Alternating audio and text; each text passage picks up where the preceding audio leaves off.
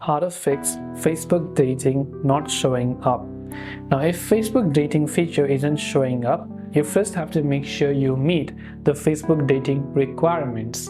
Now, first of all, open up Facebook, go to the menu icon and simply go to help, right? So first go to help and support, then go to help center.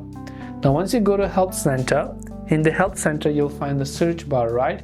So just wait until the search bar has loaded up over here, and inside this you can search for Facebook dating and make sure that you are eligible for Facebook dating. So only some of the countries has Facebook dating available, and not all the countries will have this feature available, and just keep those things in mind and make sure you have the eligibility requirements.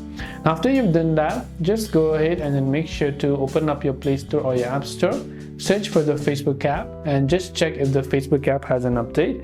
And if it has an update, make sure to update it, because when you don't update it also, you'll find that Facebook dating is missing. Then after you've done all that, when you open up Facebook and go to your menu, over here when you tap on see more, you should find the option for dating as long as you're eligible. I hope the video helped you out. If you have got any further questions, feel free to leave them down in the comments below.